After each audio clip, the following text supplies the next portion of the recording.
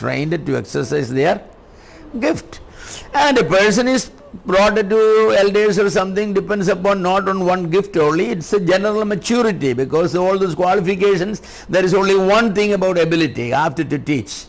All the others are, the spiritual quality of the man. That means office does not go by ability, office go by character. That's what more. Of course they have to be apted to teach, because that's one of their main thing. But all the other ministries, so this is a problem, somebody has a pastor and the pastor has to do everything.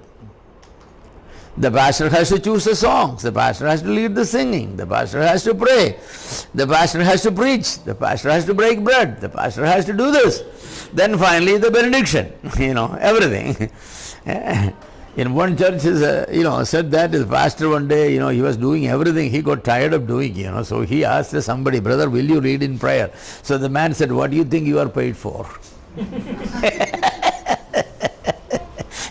What do you think you are paid for? I'm not paid for, you are paid for, so do the prayer also. That's the attitude of the people, people come, in Roman Catholic Church, you have the phrase that is Kurbana Kana Boy, that's the phrase, eh?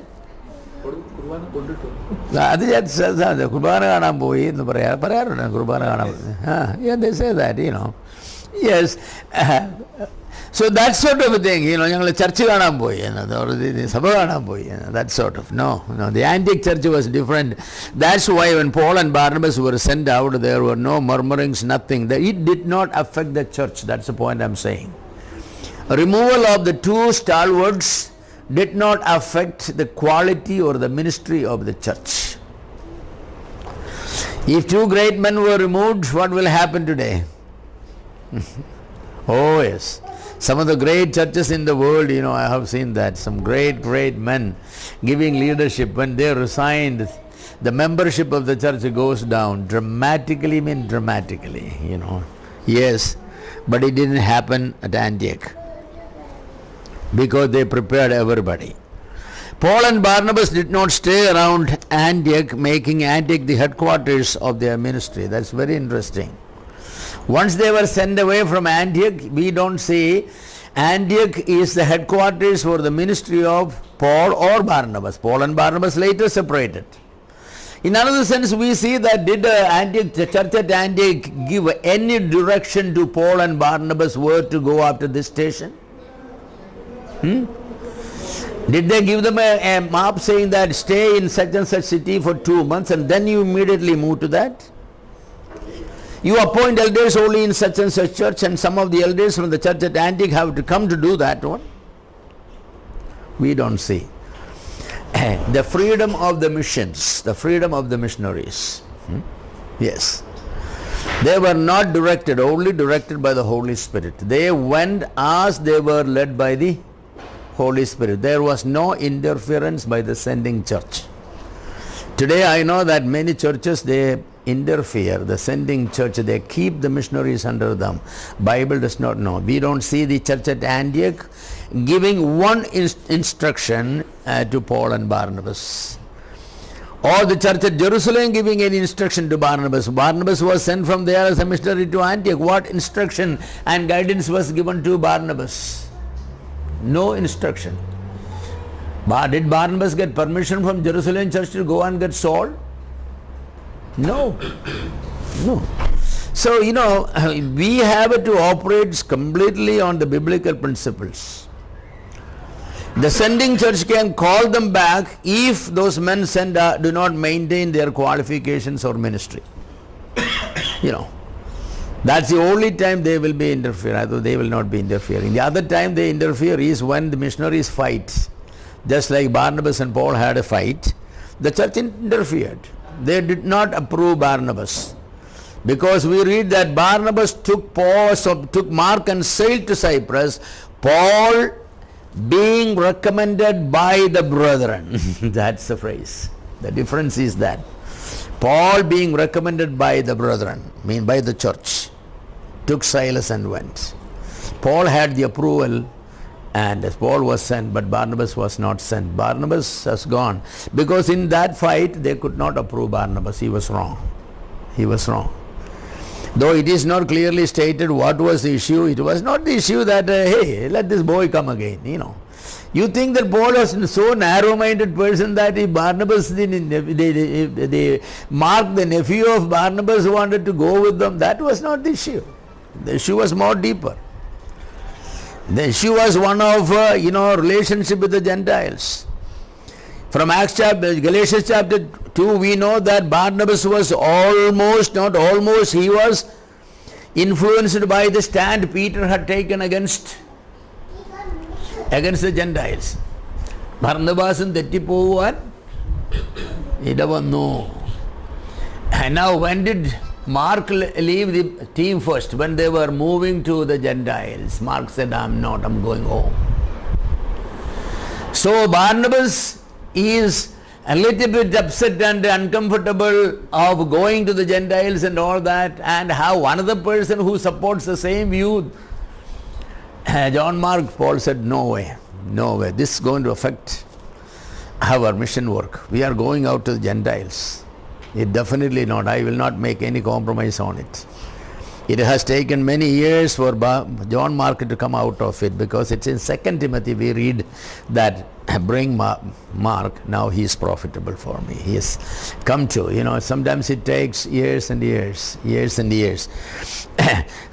So, my point is, when they had difference of opinion and they separated, still they had the approval of the church, So the church always sends, church doesn't control, but church can intervene, sending church can intervene when the missionary teams have problems. They cannot solve themselves. Otherwise, the freedom of the missionaries is a very, very important truth the New Testament teaches.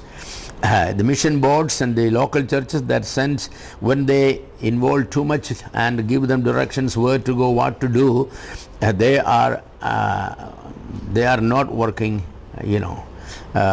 according biblically. And the church at Antioch never. Something else? We never read the church of Antioch supporting financially Paul and Barnabas. Any inference anywhere they send any money? Who supported Paul and Barnabas? It's always the church they started. Hear that? The church at Philippi or Thessalonica. These were the churches that. So that's the principle. Missionaries must start church and they must be supported by the sheep. The danger today is what? Somebody sends somebody and they wait for the money order to come from the sending church. Whether they do something in the mission board and people are saved and churches are started, the sending churches promises that, okay, 25,000 rupees every month. So you work or not, they know that 25,000 rupees is coming. That Paul and Barnabas could not do. Why? If churches are not started and supporting, then they will go to starvation. Because the principle is the farmer who plants the vineyard can enjoy the fruit, right? The shepherd who feeds the sheep, they are the ones. So in Antioch, church Antioch, I believe that church at Antioch, supported Paul and Barnabas, but it is not recorded in the Holy Scriptures, because that's not the pattern God wants for the mission work. The pattern God wants for the mission work is missionaries work, raise up, establish churches, and then those churches support you. The more churches you establish, the more you are supported, right? Yeah. If a person can establish 100 churches, you are well off.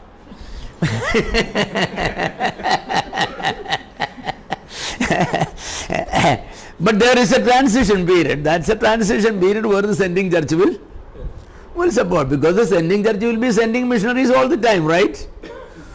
So it's not possible for the sending church always to support underwrite all the expenses of the missionaries they send. Because 2, 3, 4 years, within that 3, 4 years, the missionaries must be able to be self-supporting. How? Through the churches they establish.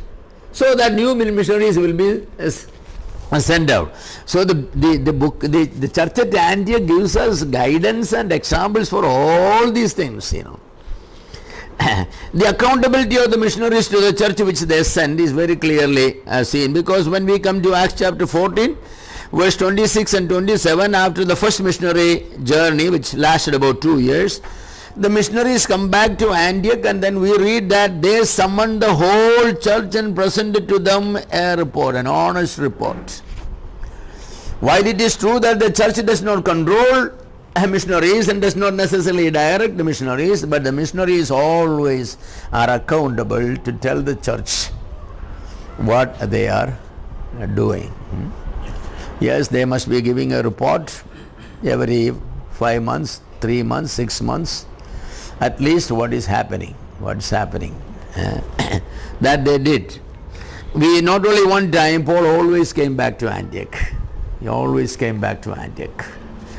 And because that's a church that mentioned.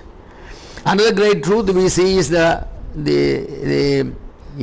freedom of the missionaries. The freedom of the missionaries. I already mentioned that. Where to go, what to do, how to do, when to move, whom to appoint elders, and all those things.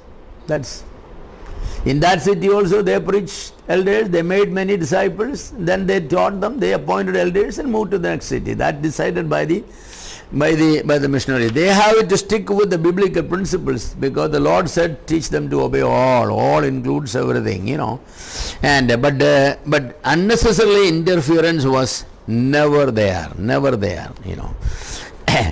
Missionaries work.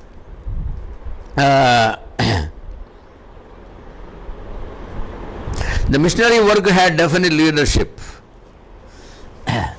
The missionary work always had leadership. Paul and Barnabas, first Barnabas was the leader in the first missionary journey. His name is always come first. The second missionary journey, it changes. Paul has taken over the leadership. Of course, they were divided also. Then Paul remains for years and years. And as Paul was put in jail, we can see slowly, Paul is making Timothy the leader, because he said that the many things you learned from me, you commit the same things to faithful men who will be able to teach others. That's Paul slowly making Timothy the leader. And Paul always gave direction to the workers. We never see Paul getting a direction by Timothy, hey, I want Paul, you to go so and so place. No, Timothy always gives, I send you into Ephesus, join me before the winter comes, bring this, bring that, bring so and so, everything. The missionary leader is the leader. He always takes. The church does not have a headquarters. Church has only one headquarters, which is heaven. Yeah. Is it because Paul is an apostle? Well, what Paul has done other than writing of the scriptures doesn't belong to the apostolic ministry. I think the writing of the scriptures, that was basically, and the wonders and miracles and all those, because Timothy was sent there to appoint elders. The elders were appointed not by Paul. He left you in Ephesus to set things in order and to appoint elders in every city. Titus were appointing elders in every city, and all that. So we cannot say that Paul was doing that one as an apostle. Apostle. He was an apostle only as a missionary. He's making the statement Yeah. to the Corinthian church that you are the seal of my apostleship. Yes. So that ministry is. That's true. That is true. Paul had the dual position with him. The apostle of the Gentiles, which was equal to the other 12, and also as a missionary that was sent from Antioch. See, the leadership in Antioch laid their hands upon them and prayed.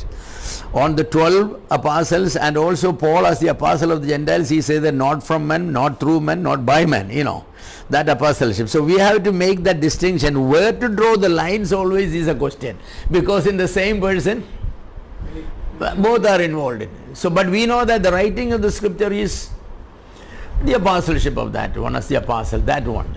So in that capacity he was different, and every apostle was given to confirm the words spoken with signs and wonders. So he was performing all that. The signs of an apostle were there.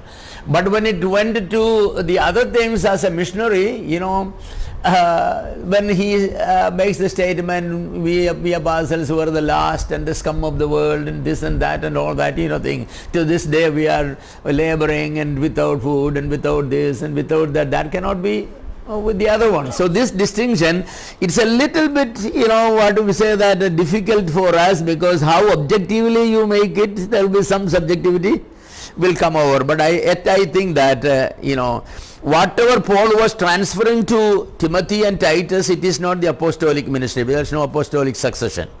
There are 12 plus 1. That no succession, no apostolic authority for the missionaries. They have no apostolic signs, no apostolic authority. They only can do preaching the gospel, discipling, and maybe appointing elders and solving the problems and all. But beyond that, they have no authority over anybody for that reason. Even over the churches they appointed, the apostles, the missionaries don't have any authority over the churches. They can solve the problems and all. The only people who have authority over the elders are the Lord Jesus Christ. They are completely, because elders are set to give account to the Lord, not to the missionaries. No, they never have to give. The Bible, all through the Bible, we don't see that the elders ever give a report or accountable to the missionaries who appointed them. No, they don't have. The church is independent. The church is not under missionaries. The church is not. Church is completely, directly under the Lord, and its operations are through the Holy Spirit. The direction. Bible is the only book that controls and guides the elders. So there is anybody who comes to control the elders is unbiblical. There is no such thing. Missionaries don't have that sort of an authority. They can go start churches. They can do discipleship, and when there are doctrinal problems, they can come and correct and teach, and all that thing is true. But when it comes to authority, there is nothing called missionary authority in the Bible. It's only for the apostles and the original apostles and Paul. So that's very important truth, because I know that a lot of people exercise authority which they don't have. They don't have that sort of an authority. And if somebody think they got the authority, and the elders don't have to consult with the missionaries for every decision they take. No. Only if they cannot change doctrines that have been taught, that very clearly said, because elders are men who will hold the doctrine as they were taught. A church cannot change its doctrines. But for any practical decisions of marriage or baptism or any practical ministry, they don't have to consult with any missionary. It's there. The church is independent, self-propagating, self-financing, and self-ruling. There should be no interference from anywhere else. That's a biblical teaching. And sometimes I feel that many churches don't understand it, and therefore there is problem. Some people are afraid of the missionary authority and all these things. There is nothing called a missionary authority. Why should a person be afraid of something that you don't have? You don't have, and if somebody comes to take the missionary authority, will coolly say that, who are you? Who gave you this authority? They don't have that authority. But when elders are fighting each other, missionaries have to come and settle the issue, because nobody else can come. But otherwise, no. There is no problem in voluntarily giving account to the missionary. Why should you? Not I'm saying that. When you voluntarily you don't give account to your neighbors or anybody else. No, I think that don't establish wrong patterns. My policy is, once elders are appointed, not to interfere there, even not to visit them unless there is absolutely necessary. If some believers call me and say there is problems, a fight going on or division going on, elders cannot manage it, then I'll call the elders and say that, many have called me and this way, what is the matter, brother? Well, you are elders, you must supposed to keep that one. So try to solve the problem. And if they say that, no, brother, it may be good for you to come, then only I go. Otherwise, I don't go. There are churches where elders have been appointed. I have not visited in 5 years, not even once. Why should I go? Why should I go? Only once in a while, if I see them say, how things going, brother? Everything good, normal. Everything fine, very good. I'm very happy. I'm so happy that I made the right elders. I don't have to come back. I don't like it unnecessarily. Why you have to, because you are establishing a pattern. See, what you do today, become tomorrow a president. It's very difficult to then break. And so I will say, don't establish any unnecessary patterns. The freedom of the church is a very precious thing, very precious thing. The apostles have written epistles only when there were problems, doctrinal problems or very issues, right? That's the only time. They did not write epistles to control. No, there are no such. There were issues in Corinth or in Philippi, in Colossae. There were doctrinal issues that were to be settled, or practical issues the elders were not able to settle. Or there were churches where no elders, like church at Corinth, no elders appointed, because Paul asked them, don't you have one spiritual man among you to solve these problems? So they didn't have leadership. So such situations, until leadership is appointed, the missionary is responsible. But once an elder is appointed, the missionary doesn't have to interfere. Still interference that is what led to the popery and all those things. Then bishops become so powerful and elders cannot do anything without letting, even there are places you cannot baptize somebody unless the missionary will say, okay, go ahead. I say, why you need permission from? When elders are there. Or the elders are men who could officiate at wedding. Why should the missionary go when the elders are there? I'm saying, why? You don't need to. Of course, sometimes you go because the person who is marrying maybe have a special affinity with you. You may have led them to the Lord, or maybe you married their parents. Now the child comes. There's such emotion or something like that. You always, the elders invite you, brother. They like you to do it, and so please come. That's the only case. Otherwise, you don't need to. We need to. The missionary should be doing mission work, not controlling churches. That's not what the Lord has called them for. So the biblical patterns always. Yes. So mission work had a definite leadership, but the church elders are all the mission work had headquarters also, but the church has no headquarters. Only heaven is the headquarters. That's where the head. There was room for younger believers who did not have a definite calling for missions to join the team. Because in Acts chapter 13:5, what do we read? They had John Mark as a helper. Holy Spirit did not say Paul, Barnabas and John Mark. No. Only Paul and Barnabas were called by the Holy Spirit, but John Mark could join. There was no problem. Yes. And Paul, when he went to Lystra, he found a young man there, a very energetic young man, maybe 13, 14 years at the most. Who was it? Timothy. And he desired him to come with. You can say. Of course, he talked to the elders, because talk about the laying of hands of the elders, presbytery, means that he talked with the elders and the elders concurred and they prayed and sent him. So that sort of freedom is there. Yes. But, somebody need not to be set apart as a worker to join a team. Actually, it is good to join before setting apart, because once you are set apart, it's difficult and humiliating too. It create problems also to ask somebody, hey, you step down, you are not qualified to do that, this work. So join them as a helper. There's a lot of work to do there, and then get first-hand experience of what is this. That may some way you can confirm your calling also. If you are not profitable in any way, you can graciously go back home and do something. There are people sometimes join, they are a headache more than a help. Yeah. And women can also join missions. Yes. Philippians chapter 4 verse 3, what does it say? And the women who labored in the gospel.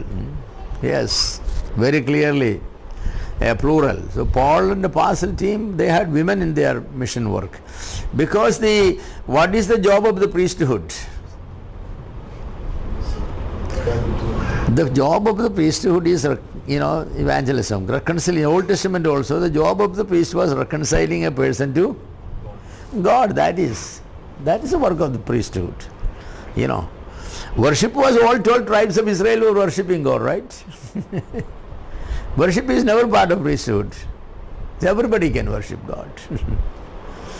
The part of the job of the priest is this matter of, evangelism. In Romans chapter 16, what does Paul say that? Romans chapter 15 or 16. As a priest, I preach the gospel, say that.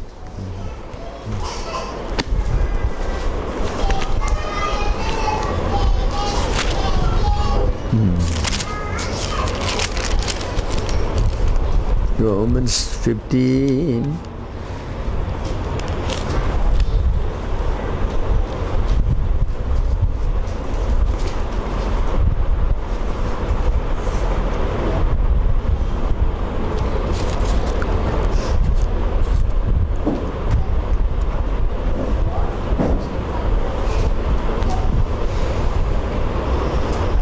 Oh, there is a statement by Paul that as a priest he is doing the... Verse 16, yeah. Okay. Yeah, that I should be the minister of Jesus Christ to the Gentiles. There the minister saying that I should be a priest of Jesus Christ to the Gentiles, ministering the gospel of God. That the offering above the Gentiles must be acceptable, being sanctified by the Holy Spirit. Some versions has the word priest, here it has the minister, same thing. Priestly service, So that's the key ministry of a priest, is to reconcile people, The Old Testament Levitical priesthood was established because they were the only ones who were authorized to reconcile a man through sacrifices with the holy God. No man could offer sacrifices directly. Now the same thing, Jesus Christ as a high priest offered the sacrifice, one sacrifice. We believers take that sacrifice to a person and reconcile him with the holy God. And women and men are equally priests, therefore when it comes to evangelization there is no limitation. Women are also a part of the missionary team, the gospel team. In the churches also, when we go out for evangelism, sisters also go out, that's one. Of course, there are other limitations, but whether people ask should women go out and evangelize men or women, I will say, there is nothing wrong in sharing the gospel with one, but for safety and more practical reasons, women and children may be better candidates for sisters to deal with than men, because these days especially things are bad. That's a practical considerations, not the doctrinal considerations. Yes. So Paul had women also, in mission teams. 1 Corinthians 9:5, he raises the question, don't I and Barnabas have the right to lead a believing wife? Yes. Women were taken in the missionary teams. So the Antioch is a pattern, for all these things. That mission work as a team is always a team ministry. Paul was a mighty man and Barnabas was a mighty man. Both of them were. I think they could do it alone, but then was a separation. Barnabas took John Mark, but Paul took, Silas. How able you are, how strong you are, one man ministry is never the biblical ministry. It's always a team ministry, and that's what. In the church also plural leadership, in the mission field also plural leadership. It's always. Interestingly, there were times when Paul was alone. He didn't do anything. He said, even though a door was open to me, since he didn't have anybody else, he was troubled not to see Titus. What did he do? He says that I left the place, Paul. That's a God's. It does not mean that 24 hours people have to be with others. That's not the point. Especially in today's world with the communication facilities and all going on, there. But yet the decisions cannot be made alone. The missions. The missionary as a team should consult to pray and make decisions and all that one. It's a joint plural leadership. It's not a singular leadership. In the church and at mission board, it's the same. So that again, the church at Antioch gives us as a good example. When those two mighty men were separated, they could say that, Paul, you can do it alone, can't you? You are able. No, Paul cannot do it alone. So these are some of the missionary tasks are fulfilled by a team. Even though there was a leader, the leader did not do anything. See, he sent Timothy to Ephesus for what? To settle the problems and to appoint elders. Titus he sent it to Crete. I said, for what? To appoint elders in every city. The missionary leader doesn't have to go and do it himself. You know, there is nothing like that. Anybody in the mission team could be doing it. There is no such thing as the team leader is a person with a halo around the head or something uniquely. No, they work as a team. The work is, the important is the work. It needs to be done without disturbance. For that one, the team leader will work together as a team and they will talk about it, and then who will go where and there and here and all those matters will be decided. It's never the monopoly of the team leader, no. Paul didn't have the monopoly, you know. They all work together as a